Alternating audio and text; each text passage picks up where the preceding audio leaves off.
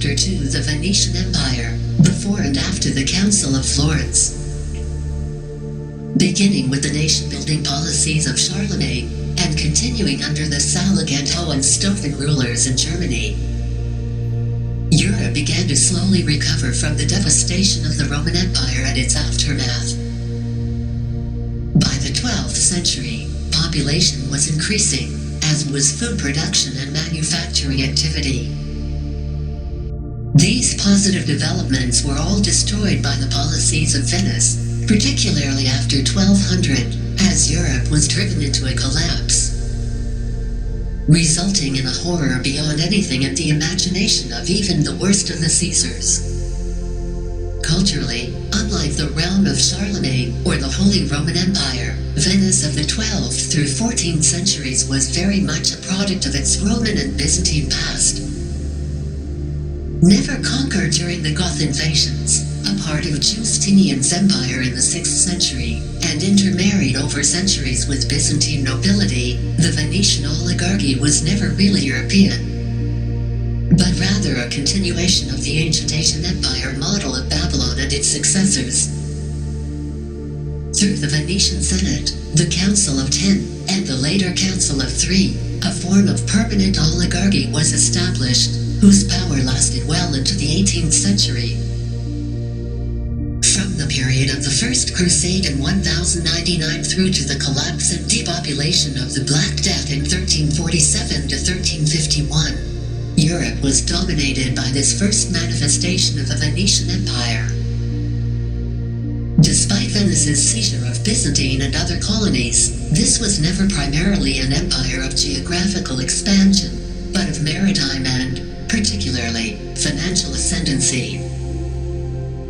Unlike Germany, the Low Countries, or France, Venice possessed no industry, save for its giant military naval factory, the arsenal. Their power wasn't there. Control over trade, particularly trade between Europe and the East, and in banking and currency manipulation. Venice's first partners in creating their empire were drawn from the Norman nobility of Europe, particularly from France and England. It was the Normans who acted as the cannon fodder for Venice's wars of conquest, known as the Crusades. Venice also controlled the Black Guelph party of the northern Italian cities, allied with the papacy.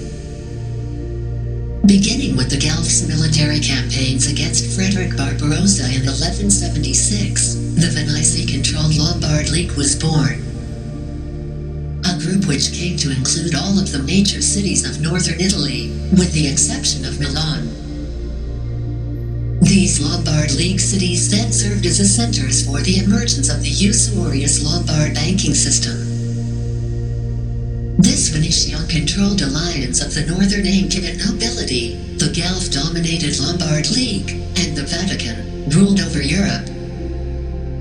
And through the power of the banking houses of the Lombard League, imposed a financial system based entirely on extreme usury and economic looting. Although 13th century Lombard banking is usually associated with the major Florentine banks of Bardi, Peruzzi, and Exaioli, as has been conclusively documented in other locations.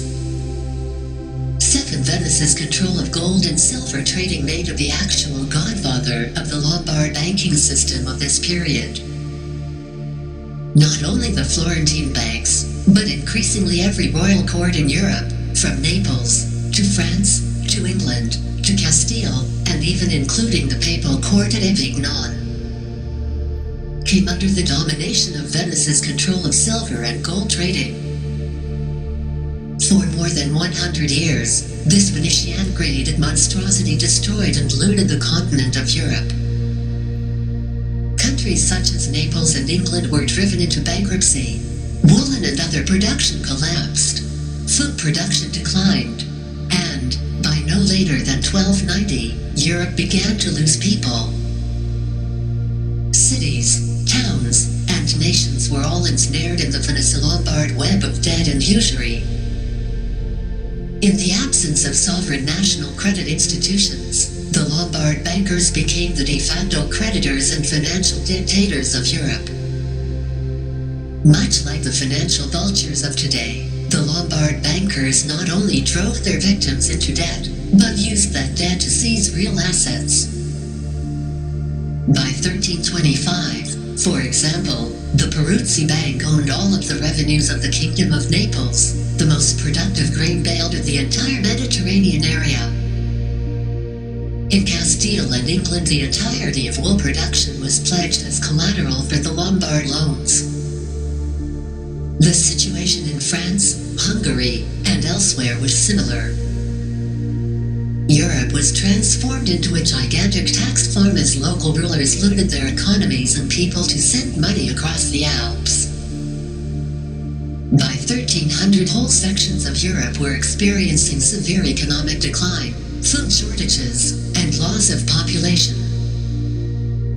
Continent-wide famines struck in 1314 to 1317, and again in 1328 to 1329. The financial bubble began to burst in the 1320s, with a first wave of Lombard banking failures.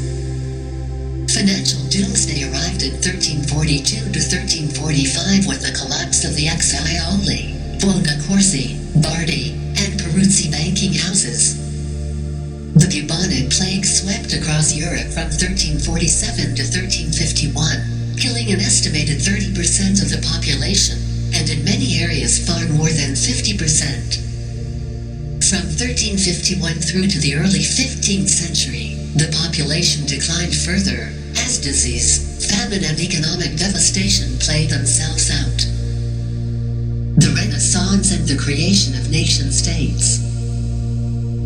The horror visited on Europe from 1320 to 1420 destroyed the social fabric as well as the political and philosophical axioms of the medieval world. One result was that, although Venice survived the collapse of the late 14th century, its power was greatly weakened, giving political leaders throughout Europe the ability to throw off the Lombard financial shackles and begin to rebuild their nations. By the early 1400s, the remaining Lombard bankers were being expelled from country after country: Aragon in 1401, England in 1403, Flanders in 1409, and France in 1410. The Venetian Ultramontane financial empire crumbled as nations began to exert sovereignty over their own affairs. At the same time, the profound existential nature of the previous century's crisis created the opportunity, in the 1400s, for a sea change in philosophical and scientific outlook, including a re-examination of the nature of man and his role in the universe. Beginning with a revival of the works of the anti-Guelph Italian poet Dante Alighieri, including not only his Commedia, but his political works such as De Monarchia and the early 15th century translation and publication of Plato's Dialogues, 8 new ideas in government and human society began to emerge. Ideas coherent with the revolutionary change in man's self-conception. Many people were involved in this, with the early role of Petrarch being exemplary. The greatest figure of this period was the German churchman Nicholas of Cusa. In his writings on Not Other and on Learned Ignorance, Cusa refuted the medieval scientific methodology of Aristotle and Euclid, returning science to its Platonic/Pythagorean origin. In the Catholic Concordance, Cusa established the principle of the Commonwealth, a nation-state based on the principle of agape, of the common good, and in his On the Peace of Faith. He presented the basis for an ecumenical peace among nations. Cusa's life work, almost universally ignored in the history books of today, represents one of the greatest revolutionary interventions in all of human history. In his scientific and mathematical writings, Cusa destroyed Aristotelianism and returned science to its rightful domain of hypothesis and human creativity. For Cusa, man was not a beast, a farm animal, or a slave, but each human being was a creature endowed with creative reason. From Cusa's influence came the Great Dome built by Filippo Brunelleschi, constructed on the principle of the catenary, at the Santa Maria del Fiore Cathedral in Florence. The breakthroughs in dynamics and perspective by Leonardo da Vinci, the map of Toscanelli, which provided Columbus with a route to the New World, and many, many other radiating effects.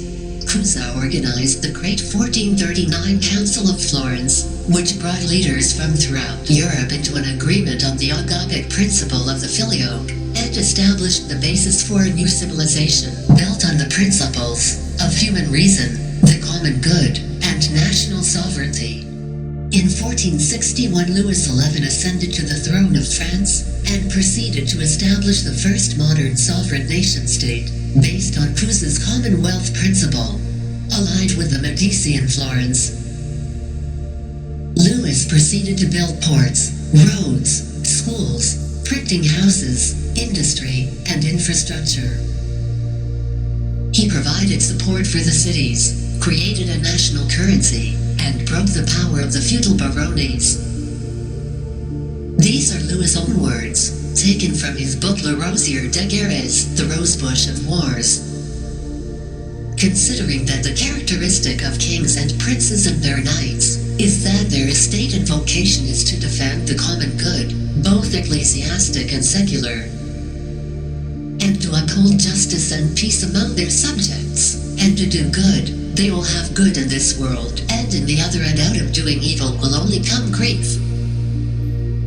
And one must count one day on leaving this world to go and give an account of one's undertakings and receive one's reward, and to expose their lives for others, of which among all other estates of the world is most to be praised and honored. And because the common good which concerns many, which is the public matter of the realm, is more praiseworthy than the particular, by which the common good is often frustrated, we have gladly put in writing the deeds of princes and of their knights and all the good tenets that serve their cause. Read the above quote again, and then compare what Louis says about the common good with the notions of Roman law and the policies of the Lombard League discussed above. Nicholas of Cusa's discovery of the Commonwealth principle, a discovery of an actual universal principle, was one of the most profound revolutions in human history, and it produced a sea change in the political organization of humanity. Louis XI's example was contagious. In 1485, Henry Tudor, who had lived in Brittany and France during the reign of Louis, invaded England, overthrew the last of the Plantagenet kings, Richard III, and established Tudor rule. As king, Henry VII adopted the same methods of national economic development and sovereignty that Louis had pursued in France. Like Louis, he attacked the power of the feudal nobility and implemented national policies inspired by the principle of the common good. As had occurred in France, food production, national income, and population all increased, for the first time in more than a century. These initiatives in sovereignty and nation-building were not limited to France and England, but affected the Iberian Peninsula, Flanders, and elsewhere. Taken together with the revolution in science undertaken by Nicholas of Cusa and his allies, a new future for mankind seemed to be at hand. With the success of Columbus' transatlantic voyage in 1492, the chance to annihilate the old feudal oligarchic order was unfolding. As Desiderius Erasmus declared to Thomas More in a 1499 letter, humanity seemed poised at the dawn of a new era. Venice against the Commonwealth. Erasmus was not wrong in his assessment. The establishing of sovereign nation-states in France and England, together with the radiating influence of Cusa's revolution in science, threatened the very existence of the Venetian system of usury and slavery. But the Venetians fought back, demonstrating the same oligarchical arrogance as that of the Olympian gods. The first reaction of Venice to these revolutionary changes was to try to force the genie back in the bottle, to reimpose the feudal world of usury and Aristotle by force and bloodshed. And Venice still possessed the means to try. In the mid-15th century, Venice was still the most powerful maritime nation in Europe, controlled Europe's slave and bullion trade, maintained the most extensive political intelligence operations on the continent, and was the home of the most influential center of Aristotelian scholarship in Europe, the University of Padua. To this end, Venice turned to new allies, the Habsburg dynasty, first in Austria, then in Spain. As part of this Habsburg operation, the Venetians created a new financial front to replace that of the defunct Lombard bankers, the House of Fugger. Jacob Fugger, an insignificant Austrian spice trader residing in Venice, was picked up by the Venetians and made their agent in control of most of the silver and copper mines in Central Europe. From the vast wealth accumulated in these operations, Fugger created the most powerful banking house in Europe, and then bankrolled the Austrian Habsburgs, previously only second-tier German nobility, into control of the Holy Roman Empire in 1518. Utilizing a series of dynastic marriages, the Habsburgs took control of Spain, and the Fuggers became also the bankers to the Spanish monarchy. After the Spanish bankruptcy of 1575, the Fuggers were replaced as the financial controllers of the Spanish crown by Venice's junior partner, Genoa.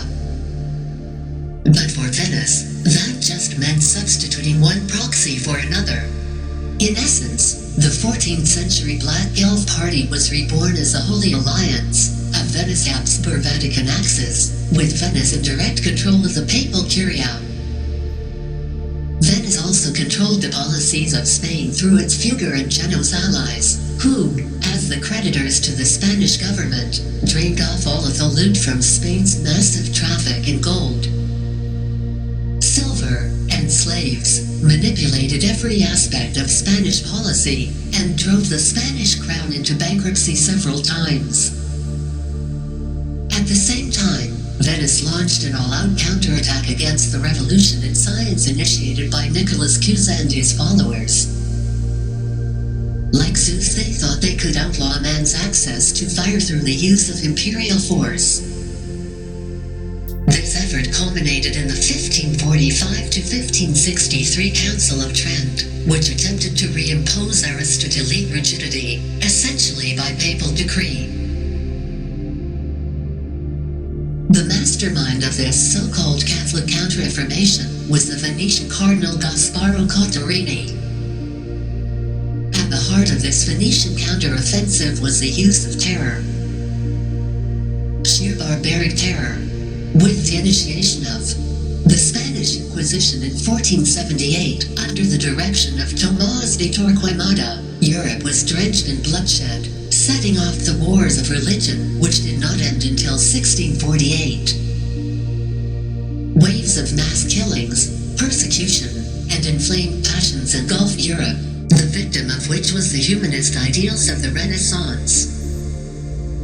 The ensuing decades of partisan religious warfare, creating almost a continent-wide psychosis, were a hammer aimed at shattering the development of sovereign nation-state commonwealths.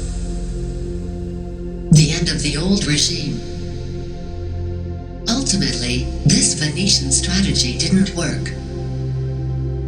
By the early 16th century, the geopolitical crisis facing Venice was an inescapable reality. The War of the League of Cambrai, from 1509 to 1513, when foreign troops had entered the Venetian lagoon, had exposed the military vulnerability of Venice's defenses.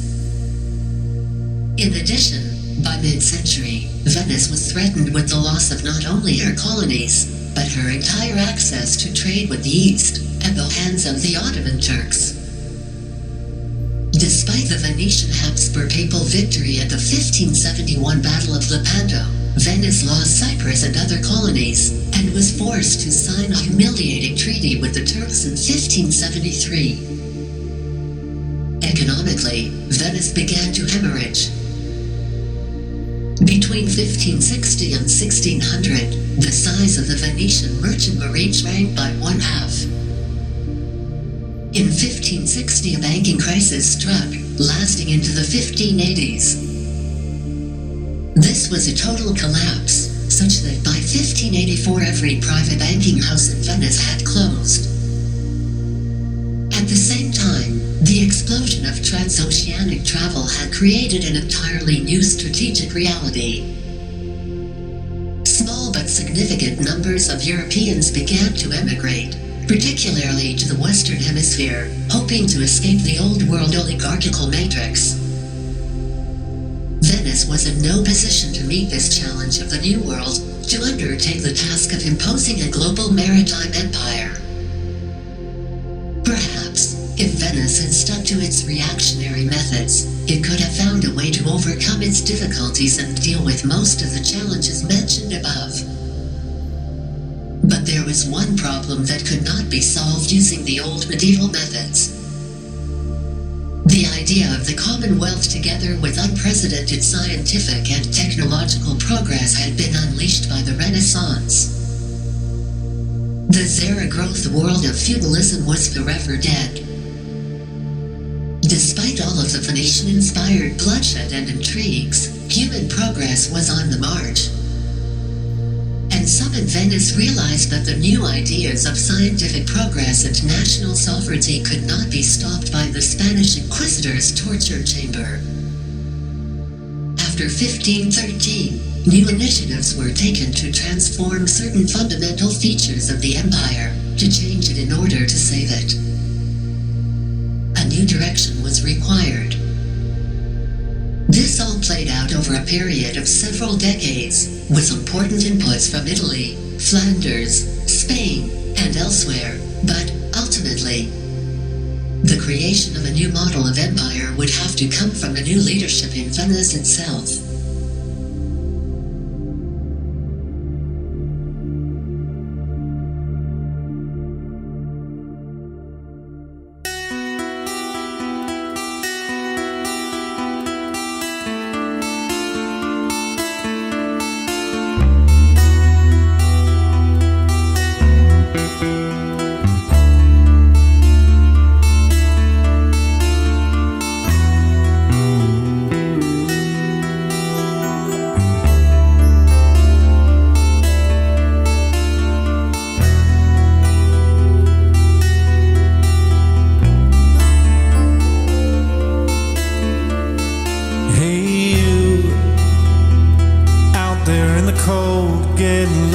Getting old, can you feel me? Hey you, standing in the aisles with bitchy feet and fading smiles, can you feel me? Hey you, don't help them to bury the light.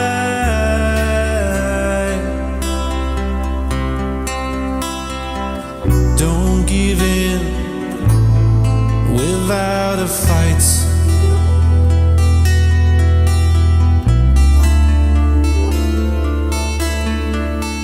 Hey you, out there on your own, sitting naked by the phone, would you touch me? Hey you, with your ear against the wall, waiting for someone to call out, would you touch me?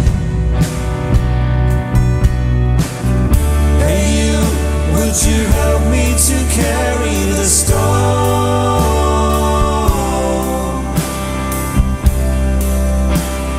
Open your heart, I'm coming home.